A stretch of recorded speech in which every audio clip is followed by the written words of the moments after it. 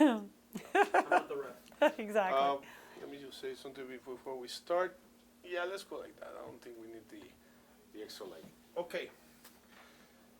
Congratulations. Thank you. And a sport that women had to fight very, very hard to first to play it Yeah. and then to get recognized for it. So how do you feel?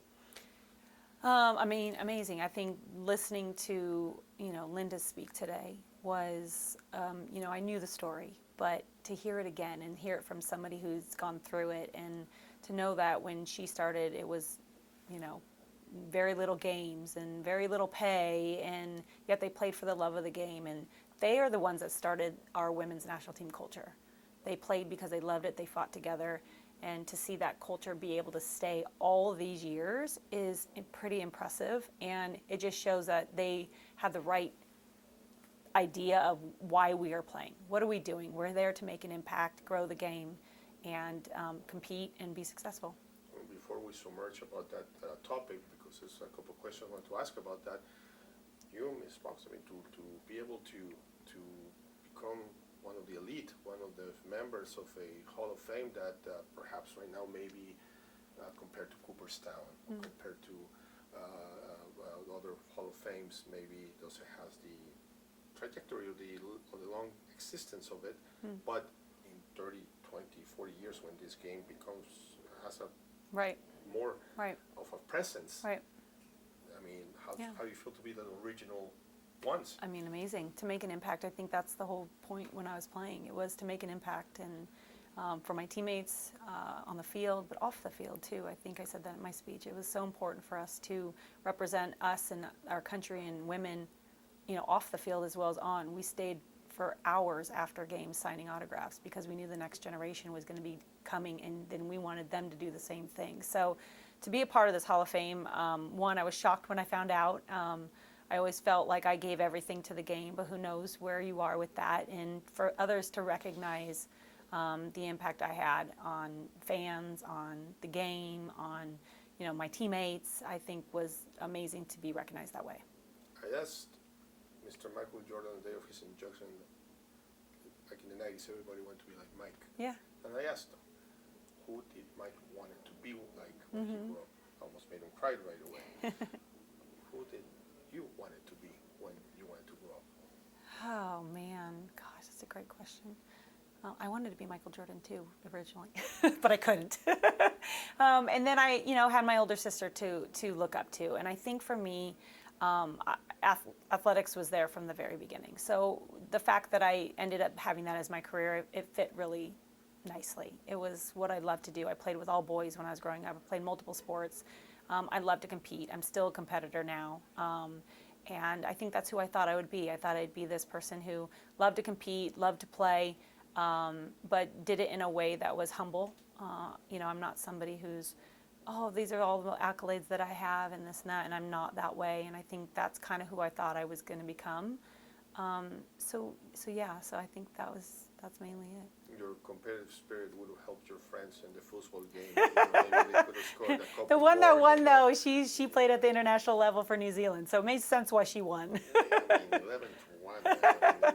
It was hard to. I was narrating it, sort of, kind of. But the thing with the collective bargaining agreement that was historically signed recently, and that was something that the players had to speak out, because at the end of the day, you guys are world champions. The guys haven't won the world championship. Same thing with Mexico. I mean, and it was difficult. It was a fight, and it was a good fight that needed to be fought.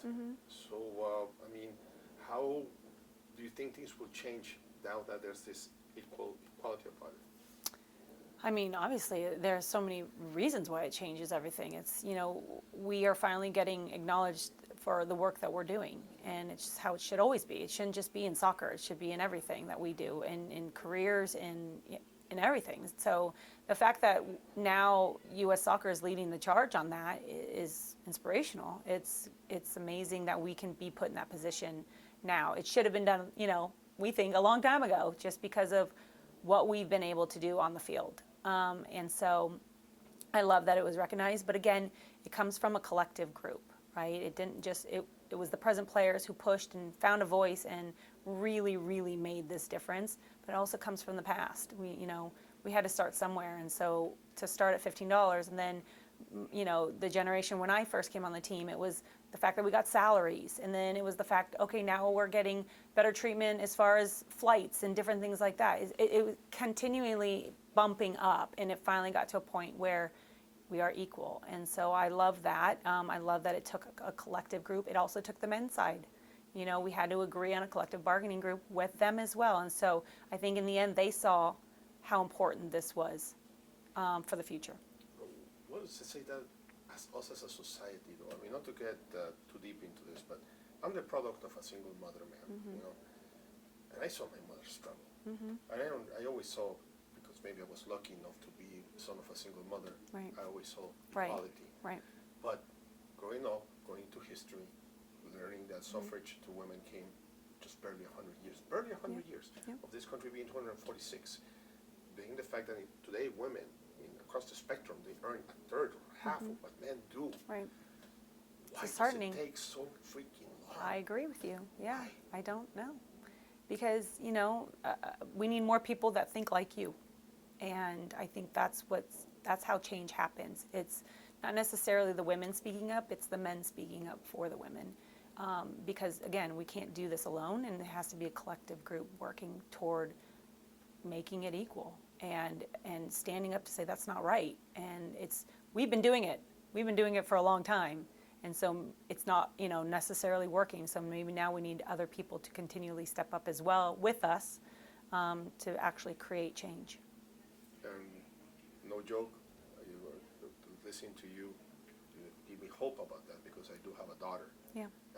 That eventually she will become a great athlete or a great woman. Right. Let's And say, be making, equal amount of money. equal amount of But money. it reminded me, however, of your teammate. Also her name is Hope, and she's a friend. She fought many battles with you, and that unfortunately, because of personal situations, she couldn't be here this year. Maybe next year she'll be here, but she's in the names There right you here. go. I can see it. Yeah. Being here today, what brings into your mind the name Hope Solo? Best goalkeeper in the world. She by far, during my playing days, Brianna Scurry was amazing, and she was by far the best during her time. But during Hope's time, she was the best goalkeeper in the world. And she still, we were very comfortable with her behind us. I knew that when the game was on the line, if we were struggling, she would save our butts. And that's it. And so she deserves this just like all of us. And I hope that she can take next year and really enjoy this moment, because she really does deserve to be in the Hall of Fame. And so she is.